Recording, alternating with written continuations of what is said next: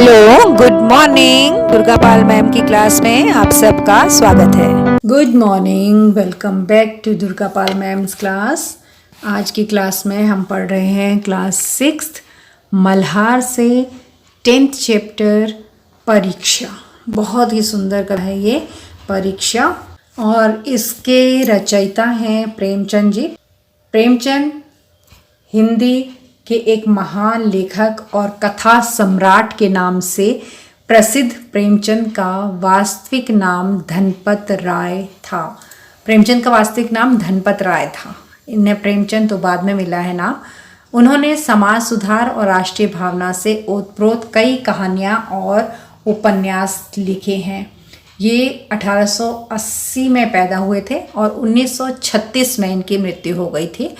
तो अभी लगभग इनकी मृत्यु को 90 साल होने वाले हैं। तो 90 साल से पहले इन्होंने जो रचनाएं की थी, उनमें इनकी रचनाओं में ईदगाह, बड़े भाई साहब, गुल्ली डंडा, दो बैलों की कथा, ये बहुत ही सुंदर कहानियां हैं जो आपको अपनी बड़ी क्लासों में भी पढ़ने को मिलेंगी। जैसे दो बैलों की कथा एक क्लास 9th में है।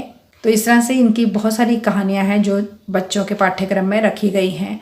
और मुंशी प्रेमचंद को कथा सम्राट की उपाधि मिली हुई थी। ये बहुत अच्छी कहानियाँ लिखा करते थे, इसलिए इन्हें कथा सम्राट भी कहा जाता है। तो हम पढ़ते हैं इनकी कहानी यहाँ पर, जो बहुत ही खूबसूरत कहानी हमें दे रखी है। कहानी का नाम है परीक्षा। जब रियासत देवगढ़ के दीवान सरदार सुजान सिंह बूढ़े हुए तो परमात्मा की याद आई। जाकर महाराज से विनय की कि दीन बंधु दास ने श्रीमान की सेवा 40 साल तक की। अब मेरी अवस्था भी ढल गई है, राजकाज संभालने की शक्ति नहीं रही है। कहीं भूल चूक हो जाए तो बुढ़ापे में दाग लगे, सारी जिंदगी की नेकनामी मिट्टी में मिल जाए। राजा साहब अपने अनुभवशील नीति कुशल दीवान का बड़ा आदर करते थे। बहुत समझाया, लेकिन जब दीवान साहब ने ना माना तो हार कर उनकी प्रार्थना स्वीकार कर ली, पर शर्त यह लगा दी कि रियासत के लिए नया दीवान आप ही को खोजना पड़ेगा। तो कहानी क्या है कि रियासत देवगढ़ के जो दीवान थे यानी मैनेजर, वो सरदार सुजान सिंह थे और वो बूढ़े हो गए थे और उन्हें लगा कि अब मैं बूढ़ा हो गया हूँ तो मुझे भगवान को याद करना चाहिए। तो उन्होंने अपने राजा के पास गए और बड़ी याचना करके उनसे बोले कि देखिए 40 साल तक मैंने आपकी सेवा की है, अब मैं बूढ़ा हो गया हूँ, कहीं ऐसा ना हो कि बुढ़ापे की वजह से मैं आपके हिसाब किताब में कोई गड़बड़ कर दूँ, इसलिए आप मुझे मेरी सेवा से निवृत्त कर दें, फारिग कर दें, यानी मुझे फ्री कर दें, मेरी नौकरी अब मैं नहीं करना चाहता हूँ। लेकिन राजा साहब उनको छोड़ना नहीं चाहते थे, क्योंकि वो बहुत नीति कुशल, अनुभवशील, बहुत बढ़िया दीवान थे, बहुत अच्छे से मैनेजिंग करते थे पूरी किंगडम को। तो दीवान साहब ने बहुत रिक्वेस्ट की कि नहीं, अब मैं नहीं कर सकता हूँ और मेरा बुढ़ापा आ गया है, मेरा शरीर नहीं चलता, इसलिए मुझे यहाँ से छुट्टी चाहिए। तो राजा साहब ने उन पर एक शर्त लगा दी कि ठीक है, तुम्हें अगर नौकरी छोड़नी है तो तुम्हें क्या करना पड़ेगा कि अपने जैसा ही एक मैनेजर, दीवान हमारे रियासत के लिए ढूंढना पड़ेगा। दूसरे दिन देश के प्रसिद्ध पत्रों में यह विज्ञापन निकला कि देवगढ़ के लिए एक सुयोग्य दीवान की जरूरत है। जो सज्जन अपने को इस पद के योग्य समझें, वो वर्तमान सरकार सुजान सिंह की सेवा में उपस्थित हों। ये जरूरी नहीं है कि वो ग्रेजुएट हों, मगर हिष्ट पुष्ट होना आवश्यक है। मंदाग्नि के मरीज को यहाँ तक कष्ट उठाने की कोई ज़रूरत नहीं है। 1 महीने तक उम्मीदवारों के रहन सहन, आचार विचार की देखभाल की जाएगी। विद्या का कम परंतु कर्तव्य का अधिक विचार किया जाएगा। जो महाशय इस परीक्षा में पूरे उतरेंगे वे इस उच्च पद पर सुशोभित होंगे। तो क्या हुआ कि अगले ही दिन उस देश के सारे जितने भी फेमस समाचार न्यूज़पेपर्स थे, उनमें एक एडवर्टाइजमेंट निकाल दिया गया कि देवगढ़ के लिए एक सुयोग्य दीवान यानी मैनेजर की ज़रूरत है। जो भी सज्जन, जो भी व्यक्ति अपने को इस पोस्ट के योग्य समझता है, वो वर्तमान में, मतलब फिलहाल जो वहाँ पर मैनेजर हैं, दीवान हैं सुजान सिंह, उनके पास आए, उनकी सेवा में उपस्थित हो, मतलब उनके पास वो आके रिपोर्ट करे। ये जरूरी नहीं है कि वो ग्रेजुएट हो। ग्रेजुएट का मतलब है कि उसके पास बीए की डिग्री हो, ऐसा कोई ज़रूरी नहीं है, लेकिन उसका स्वास्थ्य बहुत अच्छा होना चाहिए। अगर वो आलसी है तो ऐसे व्यक्ति को यहाँ तक आने की ज़रूरत नहीं है, और 1 महीने तक हम उस कैंडिडेट को अपने यहाँ पर रखेंगे और उसका रहन सहन देखेंगे, उसका आचार विचार सब देखा जाएगा। अगर उसके पास एडुकेशन कम भी होगी तो कोई परेशानी नहीं है, लेकिन वो काम कैसा करता है इस बात पर हम विचार करेंगे। और जिस भी व्यक्ति को ऐसा लगता है कि वो इस टेस्ट में पास हो जाएगा तो हम उसे एक बड़ा पोस्ट, बड़ा पद दे देंगे। इस विज्ञापन ने सारे मुल्क में तहलका मचा दिया। ऐसा ऊंचा पद और किसी प्रकार की कैद भी नहीं, केवल नसीब का खेल है। सैकड़ों आदमी अपना अपना भाग्य परखने के लिए चल खड़े हुए। देवगढ़ में नए नए और रंग बिरंगे मनुष्य दिखाई देने लगे। प्रत्येक रेलगाड़ी से उम्मीदवारों का एक मेला सा उतरता। कोई पंजाब से चला आता था, कोई मद्रास से, कोई नए फैशन का प्रेमी, कोई पुरानी सादगी पर मिटा हुआ। रंगीन इमामी, चोगे और नाना प्रकार के अंगरखे और कंटोप देवगढ़ में अपनी सज धज दिखाने लगे। लेकिन सबसे विशेष संख्या से ग्रेजुएटों की थी, क्योंकि सनद की कैद न होने पर भी सनद से पर्दा तो ढका रहता है। अब क्या हुआ कि जब ये एडवर्टाइजमेंट न्यूज़पेपर में गया तो पूरे मुल्क में यानी देश में एकदम से शोर मच गया, और सभी को लगा कि अरे वाह, इतनी बड़ी पोस्ट मिलने वाली है और कोई कैद भी नहीं है, कोई ऐसा कुछ तो मांगा भी नहीं गया है कि कुछ परेशानी हो। चलो नसीब का खेल है, अगर ये पोस्ट मिल जाए तो फिर तो सैकड़ों आदमी वहां पर अपना भाग्य परखने के लिए आने लग गए। देवगढ़ में रोज नए नए लोग दिखाई देते थे। हर जो भी ट्रेन देवगढ़ की तरफ आ रही होती थी, उस ट्रेन में ज़्यादातर लोग उस पोस्ट के लिए ही अप्लाई करने के लिए आ रहे होते थे। कोई पंजाब से आता था, कोई मद्रास से आता था, कोई नए फैशन वाला, कोई पुराने कपड़े पहने, पुराने फैशन वाला, कोई कैसा कोई कैसा। और ज़्यादातर लोग ग्रेजुएट आते थे, क्योंकि उन लोगों को लगता था कि ठीक है, ग्रेजुएशन मांगी तो नहीं है, बीए तक की पढ़ाई मांगी तो नहीं है, लेकिन अगर हमारे पास ये डिग्री होगी तो हमारी दूसरी चीज़ें ढक जाएंगी इस डिग्री से। सरदार सुजान सिंह ने इन महानुभावों का आदर सत्कार का बड़ा अच्छा प्रबंध कर दिया। हर एक मनुष्य अपने जीवन को अपनी बुद्धि के अनुसार अच्छे रूप में दिखाने की कोशिश करता था।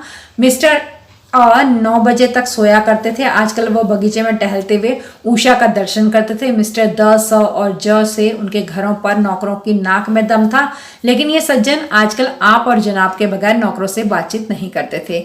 मिस्टर ल को किताब से घृणा थी, परंतु आजकल वह बड़े बड़े ग्रंथ देखने में डूबे रहते थे।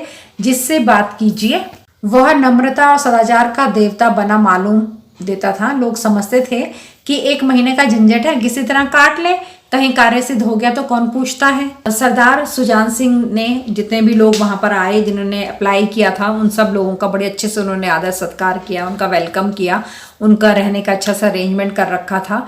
लेकिन वहां पर जितने भी लोग आए थे वो अपने दिमाग से अपने आप को बहुत अच्छा दिखाने की कोशिश कर रहे थे।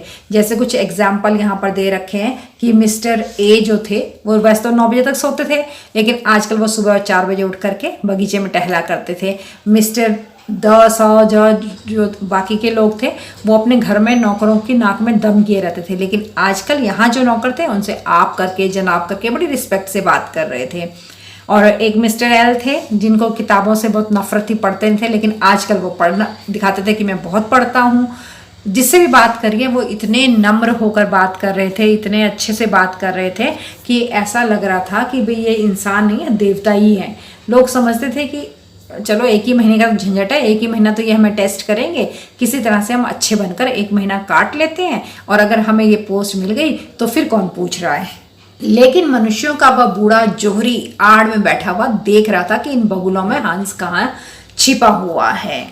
क्या हुआ कि इन लोगों की भीड़ में जो देवगढ़ के दीवान थे सुजान सिंह, वो बूढ़े हो चुके थे, बहुत अनुभवी थे, तो उन्हें पता था कि भाई ये सब बगुला भगत हैं, ये सब शोबाजी कर रहे हैं, दिखावा कर रहे हैं, लेकिन इनमें कहीं हंस भी तो होगा, मतलब असली इंसान भी होगा जो कोई दिखावा नहीं कर रहा होगा, जिसे वाकई इस नौकरी की ज़रूरत होगी और जो इस नौकरी को बड़ी ईमानदारी से करेगा। तो वो बूढ़ा जोहरी इन लोगों में से उस हंस को, सही व्यक्ति को ढूंढ रहा था। एक दिन नए फैशन वालों को सूझी कि आपस में हॉकी का खेल हो जाए। ये प्रस्ताव हॉकी के मंजे हुए खिलाड़ियों ने पेश किया था। यह भी तो आखिर एक विद्या है, इसे क्यों छिपा कर रखें। संभव है कुछ हाथों की सफाई काम कर जाए। चलिए, तय हो गया। फील्ड बन गई, खेल शुरू हो गया और गेंद किसी दफ्तर के अप्रेंटिस की तरह ठोकरें खाने लगी। रियासत देवगढ़ में ये खेल बिल्कुल निराली बात थी। पढ़े लिखे भले मानुस लोग शतरंज और ताश जैसे गंभीर खेल खेलते थे। दौड़ कूद के खेल बच्चों से के खेल समझे जाते थे। तो अब क्या हुआ कि जो लोग वहां पर आए थे उन्होंने एक दिन अपने आप को ज़्यादा दिखाने के लिए कि हमें ये भी आता है, ये भी आता है, तो उन्होंने सोचा कि चलो हम हॉकी खेलते हैं। हॉकी जो है सोफिस्टिकेटेड लोग खेलते हैं, बड़े लोग खेलते हैं, तो हम हॉकी खेल के दिखाते हैं। तो इनको लगेगा कि हम वाकई बड़े बड़े अच्छे घरों से हैं, बड़े पढ़े लिखे हैं, बड़े समझदार हैं, तो हम हॉकी खेलते हैं इनके सामने। तो उन लोगों ने आपस में चर्चा की और हॉकी खेलने के लिए निकल गए। तय हो गया, फील्ड बना लिया उन्होंने, खेल शुरू हो गया। गेंद इधर से उधर लुढ़कने लग गई। तो रियासत देवगढ़ में ये बिल्कुल हॉकी का जो गेम था वो बिल्कुल नई चीज़ थी, क्योंकि वहाँ पर जो लोग पढ़े लिखे भले मानुस थे वो लोग शतरंज और ताश जैसे खेल खेला करते थे, और जो ये दौड़ने भागने वाले खेल हैं वो सोचते थे कि ये बच्चों के खेल हैं। लेकिन आज इन नौजवानों ने वहाँ पर हॉकी खेलना शुरू कर दिया। खेल बड़े उत्साह से जारी था। धावे के लोग जब गेंद को लेकर तेजी से उड़ते थे ऐसा जान पड़ता कि कोई लहर बढ़ती चली आती है, लेकिन दूसरी ओर के खिलाड़ी इस बढ़ती हुई लहर को इस तरह रोक लेते थे मानो लोहे की दीवार है। संध्या तक यही धूमधाम रही। लोग पसीने से तर हो गए। खून की गर्मी आंख और चेहरे से झलक रही थी। हांफते हांफते बेदम हो गए, लेकिन हार जीत का निर्णय नहीं हो पाया। अंधेरा हो गया। इस मैदान से जरा दूर हटकर एक नाला था, उस पर कोई पुल नहीं था। पथिकों को नाले में से चलकर आना पड़ता था। खेल अभी बंद ही हुआ था और खिलाड़ी लोग बैठे दम ले रहे थे कि एक किसान अनाज से भरी हुई गाड़ियां लिए हुए उस नाले में आया। लेकिन कुछ तो नाले में कीचड़ था, कुछ उसकी चढ़ाई इतनी ऊंची थी कि गाड़ी ऊपर चढ़ ही नहीं सकी। वह कभी बैलों को ललकारता, कभी पहियों को हाथ से ढकेलता, लेकिन बोझ अधिक था और बैल कमजोर थे। गाड़ी ऊपर को ना चढ़ती और चढ़ती भी तो कुछ दूर चढ़कर फिर खिसककर नीचे पहुंच जाती। तो क्या हुआ कि खेल बड़े उत्साह से चल रहा था। लोग तेज गेंद को मार रहे थे, दूसरी पार्टी के लोग गेंद को संभाल रहे थे। इस तरह से चलते चलते चलते शाम हो गई। पसीने से तरबतर हो गए ये लोग और इनके पूरे चेहरे लाल हो गए, हाँफ रहे थे, बेदम हो रहे थे। लेकिन कौन सी टीम हारी, कौन सी टीम जीती, इसका निर्णय अभी तक भी नहीं हुआ था। अंधेरा होने आ गया था। अब इस मैदान से थोड़ा सा दूर हटकर एक नाला था, उस पर कोई पुल नहीं बना हुआ था। नाले में जो भी रास्ते में चलने वाले लोग आते थे उनको इस नाले में से होकर जाना पड़ता था, क्योंकि पुल नहीं था। अभी गेम इनका हॉकी का खेल बंद भी नहीं हुआ था और खिलाड़ी लोग बैठ करके थोड़ा सा सुस्ता रहे थे, थोड़ा दम ले रहे थे। तो अचानक क्या हुआ कि नाले में एक किसान आया। उसके पास अनाज से भरी हुई गाड़ियां थी और वो नाले में से निकल करके आ रहा था। उसकी गाड़ी में अनाज से भरी हुई थी। तो क्या हुआ कि नाले में कीचड़ बहुत ज़्यादा था और कुछ उसकी चढ़ाई भी ऊंची थी कि गाड़ी उस नाले में चढ़ नहीं पा रही थी। नाले की ऊंचाई थी और कीचड़ था, इस वजह से गाड़ी नहीं चढ़ पा रही थी। तो वो कभी अपने बैलों को हाँक रहा था, ललकार रहा था, कभी पहियों को हाथ से अपने ढकेल रहा था, लेकिन गाड़ी के ऊपर इतना ज़्यादा बोझ था और बैल बहुत उसके कमज़ोर थे। तो गाड़ी ऊपर को ना चढ़ती और चढ़ती भी थोड़ी सी ऊपर को तो फिर नीचे खिसक कर आ जाती। किसान बार बार जोर लगा रहा था, बार बार झुंडा कर बैलों को मारता था, लेकिन गाड़ी जो थी वो ऊपर चढ़ने का नाम ही नहीं ले रही थी। बेचारा निराश होकर के इधर उधर देखने लगा कि कहीं कोई हो जो मेरी सहायता कर दे। गाड़ी को अकेले छोड़कर भी कहीं नहीं जा सकता था कि जाके किसी को बुला लाए, क्योंकि उसमें बहुत अनाज भरा हुआ था। बड़ी आपत्ति यानी बड़ी मुसीबत में वो फंसा हुआ था। इसी बीच में खिलाड़ी हाथों में डंडे लिए घूमते घामते उधर से निकले। सब खिलाड़ी जो हॉकी खेल रहे थे वो सुबह से थके हुए थे, अपने हाथों में अपने हॉकी के डंडे लिए हुए वहां से वो उनका निकलना हुआ खिलाड़ियों का। अब क्या हुआ कि किसान ने उनकी तरफ सहमी हुई आंखों से देखा। उसे लगा कि शायद कोई मेरी मदद कर देगा, लेकिन खिलाड़ियों का रहन सहन देख करके उसको हिम्मत नहीं हुई बोलने की, वो उनसे कुछ नहीं बोला। खिलाड़ियों ने भी उसको देखा और फिर अपनी आंखें इधर उधर करके और वहाँ से निकल लिए। वो उनकी आंखों में कोई सहानुभूति नहीं थी, उसके किसान के प्रति कोई दर्द नहीं था, सिर्फ स्वार्थ था कि हमारा भला हो जाए बस। और मद था, उन्हें घमंड था, तो इसलिए वो उदारता और वात्सल्य नहीं दिखा रहे थे। उदारता, बड़ा दिल नहीं दिखा रहे थे, वात्सल्य प्रेम भी नहीं दिखा रहे थे। तो मतलब जो खिलाड़ी वहाँ से निकल रहे थे उनके आंखों में ना तो सहानुभूति थी, सिर्फ वो स्वार्थी थे, अपना भला चाहते थे और घमंड में थे वो सब लोग कि हम तो बड़े घरों के हैं, तो इसलिए ना तो वो किसान से प्रेम दिखा पाए और ना ही किसान के लिए कुछ अच्छा कर पाए। लेकिन उसी समूह में एक ऐसा मनुष्य भी था जिसके हृदय में दया थी और वो साहसी भी था। आज हॉकी खेलते हुए उसके पैरों में चोट भी लग गई थी। वो लंगड़ाता हुआ धीरे धीरे चलता हुआ आया। अचानक उसकी निगाह गाड़ी पर पड़ी। उसके पैरों में चोट लगी थी ना, इसलिए बाकी खिलाड़ी तो जल्दी निकल गए, लेकिन इसके पैर में चोट लगी थी तो उसे धीरे धीरे आ रहा था। वो जब पीछे था तो इसने देखा कि गाड़ी वहां पर है, ठिठक गया, यानी वो रुक गया वहां पर। उसे किसान की सूरत देखते ही सब बातें पता चल गई। उसने किसान की शक्ल देखी तो उसे समझ में आ गया कि यहाँ क्या हो रहा है।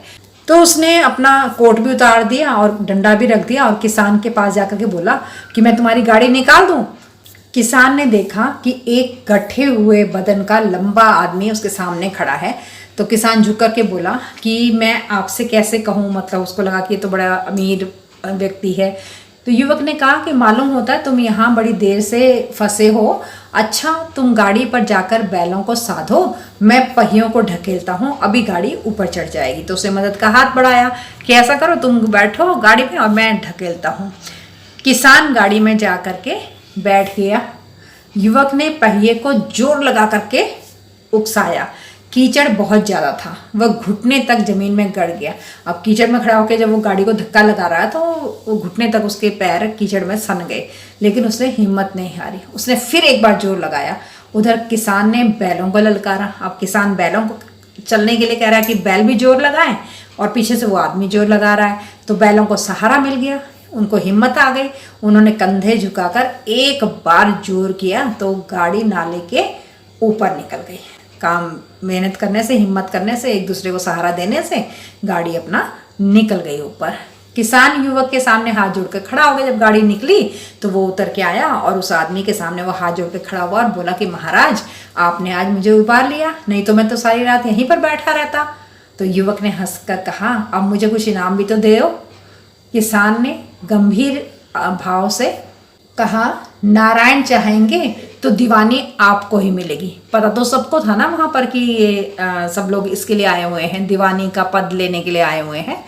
तो किसान ने कहा कि देखो अगर भगवान ने चाहा, नारायण यानी भगवान ने अगर चाहा, दीवानी का जो पद है ना ये आपको ही मिलेगा। युवक ने किसान की तरफ गौर से देखा। उसके मन में एक संदेह हुआ, क्या ये सुजान सिंह तो नहीं है। युवक ने किसान को ध्यान से देखा और तो उसको लगा कि अरे ये सुजान सिंह तो नहीं, टेस्ट ले रहा था, आवाज़ भी मिलती जुलती है, चेहरा भी वैसा ही है। किसान ने भी उसकी ओर तीव्र दृष्टि से देखा। किसान ने भी उसको देखा एकदम तीखी नज़र से। शायद उसके दिल के संदेह को भांप गया था, मतलब किसान को भी समझ में आ गया था कि ये इंसान मुझे पहचान रहा है। मुस्कुराकर बोला गहरे पानी में बैठने से ही मोती मिलता है। जो गहरे पानी में डुबकी लगाते हैं ना वो समुद्र से मोती निकाल लाते हैं, किनारे बैठे हुए लोगों को कुछ भी नहीं मिलता। तो इतना कहकर वो किसान जो कि सुजान सिंह ही था वो वहाँ से चला गया। तो निदान पूरा हुआ, मतलब 1 महीने का जो टेस्ट था वो पूरा हो गया। चुनाव का दिन आ गया, रिजल्ट का दिन आ गया। उम्मीदवार लोग प्रातःकाल ही से अपनी किस्मतों का फैसला सुनने के लिए उत्सुक थे।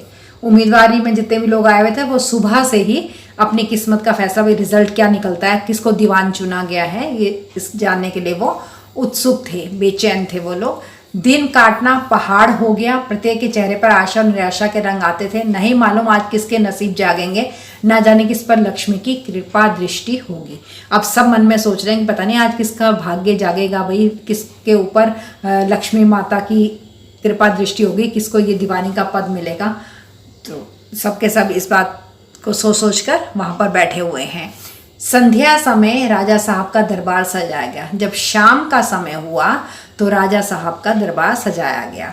शहर के रईस और धनाढ्य लोग, शहर में जितने भी अमीर और पैसे वाले लोग थे ना, राज्य के कर्मचारी जितने भी वर्कर्स थे वहाँ के, दरबारी जो राजा के दरबार में काम करते थे, और दीवानी के उम्मीदवार, ये सब लोग रंग बिरंगी सज धज बनाए दरबार में आ विराजे। उम्मीदवारों के कलेजे धड़क रहे थे। अब सब के सब लोग वहाँ दरबार में बैठ गए हैं। तो अब जितने भी वहाँ पे कैंडिडेट्स थे जो इस पोस्ट के लिए अप्लाई किया था, जिन लोगों ने जो नौकरी पाना चाहते थे, उनके दिल जोर जोर से धड़क रहे थे कि जाने क्या होगा। जब सरदार सुजान सिंह ने खड़े होकर कहा, मेरे दीवानी के उम्मीदवार महाशयों, तो सरदार सुजान सिंह खड़े हुए और उन्होंने अनाउंसमेंट करना शुरू किया और उन्होंने कहा कि दीवानी के लिए जो भी लोग यहाँ पर आए हुए हैं, मैंने आप लोगों को जो कष्ट दिया है उसके लिए मैं आपसे माफ़ी मांगता हूँ, और इस पद के लिए मुझे एक ऐसे व्यक्ति की आवश्यकता थी जिसके दिल में दया हो, साथ साथ उसमें हिम्मत भी हो, उसका दिल बहुत बड़ा हो और उसमें इतनी हिम्मत हो कि जब कोई मुसीबत आए तो वो उसका वीरता से सामना कर सके। और इस रियासत के सौभाग्य से हमें ऐसा पुरुष मिल गया है। ऐसे गुण वाले संसार में बहुत कम होते हैं जो कीर्ति और मान के शिखर पर बैठे हुए हैं, उन तक हमारी पहुंच नहीं। मैं रियासत के पंडित जानकीनाथ सा को दीवानी पाने पर बधाई देता हूँ। तो उन्होंने का नाम लिया कि मैं रियासत के पंडित जानकीनाथ सा को दीवानी पाने पर बधाई देता हूँ। सीधा सीधा नाम ले दिया कि किसको मिली है दीवानी का पोस्ट जो है वो किसको मिला है, पंडित जानकीनाथ सा। रियासत के कर्मचारी और रईसों ने जानकीनाथ की तरफ देखा। जितने लोग वहाँ पर बैठे थे एकदम से मुड़े भी जानकीनाथ की तरफ देखने लग गए। उम्मीदवार दल की आंखें उधर उठी, मगर उन आंखों में सत्कार था, इन आंखों में ईर्ष्या। तो जब उम्मीदवार दल जितने लोग उस पोस्ट के लिए आए हुए थे, जब उन लोगों ने जानकीनाथ की तरफ देखा तो जानकीनाथ की आंखों में तो इज्जत थी, आदर का भाव थे, लेकिन इन लोगों ने उसको बड़े ईर्ष्या से देखा, जलन के साथ देखा। सरदार साहब ने फिर फरमाया, आप लोगों को यह स्वीकार करने में कोई आपत्ति न होगी कि जो पुरुष स्वयं जख्मी होकर, उन्होंने कहा कि देखो आप लोगों को ये बात मान लेनी पड़ेगी, क्योंकि कोई आपको आपत्ति नहीं होनी चाहिए, कोई भी परेशानी नहीं होनी चाहिए इस बात को मानने में कि जो मनुष्य खुद जख्मी है, घायल है, खुद को चोट लगी हुई है और वो एक गरीब किसान की भरी हुई गाड़ी को दलदल से, कीचड़ में से बाहर निकाल कर नाले के ऊपर चढ़ा दे, उसके दिल में तो साहस होगा, हिम्मत होगी और दूसरों का भला करना ये उसके दिल में जरूर बसता होगा।